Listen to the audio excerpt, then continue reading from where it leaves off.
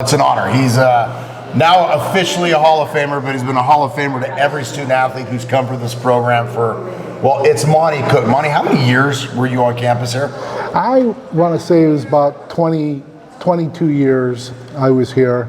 I started in the 80s and I left about 2008 or 10, something like that. I don't really remember. Time's going by fast. I know for me, I remember as I was the first or second day of football camp, and Reggie Bolton gave the Monte Cook speech that, forget all the noise, guys. Do not upset the equipment manager or he will make your life a living you-know-what. But in the end, Monte, you made life easier for so many student athletes. And you think about all the greats that come through here, like Fred Hooks is going to the Hall of Fame this week, and everybody knows who Fred is. The difference is every athlete knows who you are. Monte, how does it feel to be recognized as a Hall of Famer for the work you did on campus with these student athletes? Well, it was totally unexpected. I did not think this day was come, and I'm very appreciative of it. And I think that my relationship with the student athletes, they made it easier. They made it possible for me to do the job because it was a big task that we had, and I had hired approximately 30 work-study students and student assistants in the fall and about 25 in the spring, and without them it wouldn't have been possible. And then the relationships I built up over the years, because when they're in the equipment room and we're talking and we're doing business in shop, I get a chance to really know them, their personal life, their parents, and their brothers and sisters. So I think that was the great honor while I was here, not only working with the athletes, but working for the students who worked for me in the equipment room. Who were some of your favorite student athletes you remember over the years that you worked with? And then, I think about the coaches you worked with. The who's who of Humboldt coaches. My favorite student athletes who work for me is, my favorite one is Megan Correa. And the Hall of Famer Jessamy Kendall worked for me for 4 years. Kelly Wolf worked for me for 4 years.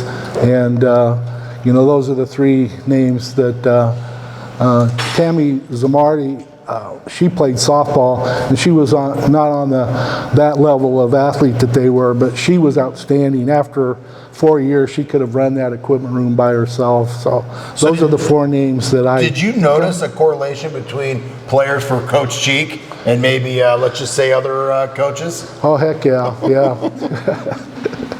They yelled at me. They told me to get my act together. They told me what I was doing wrong and to show up at 6 a.m. and get to work. Well, it sounds like mini Frank Cheeks running around there, right? There was a whole band of them, and they were wonderful to work with. And Coach Cheek supported them. He would come over right about this time of the year, or maybe a little bit earlier, and say, "Monte, I got these athletes that you're going to hire." And I said, "Okay, I'll hire them." And he took care of me, he took care of them, and it was a great, fun time that we had.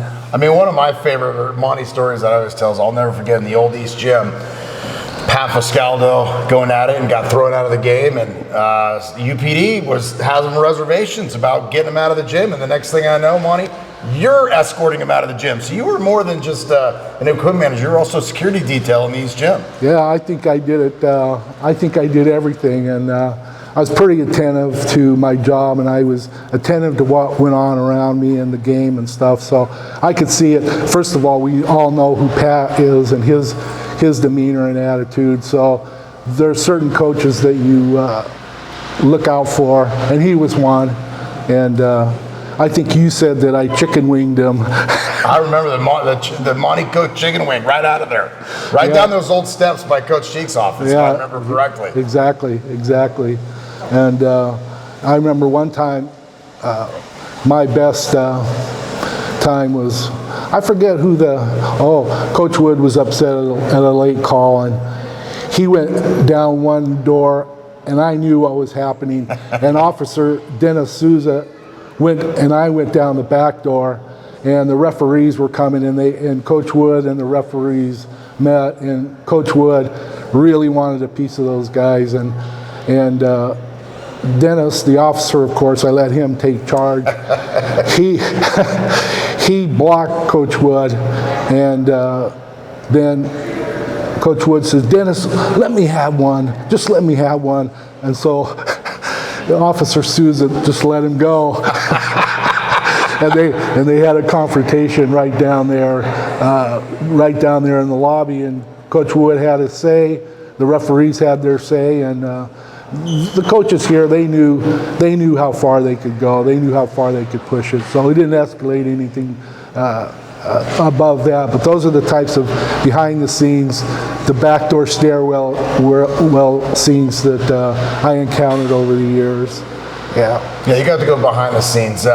2 more questions, Monte, but before I turn you loose. It sounds like obviously you were here for a lot of great sporting events, and you got to be part of the community and know the players, the coaches. But it sounds like the relationships probably the most important thing to you, or that you took most from your time here? Absolutely, yeah. The relationships that I built up, the satisfaction that I had working with the student athletes. The athletes who didn't work for me, I treated them equally as well, and I showed them my appreciation for them.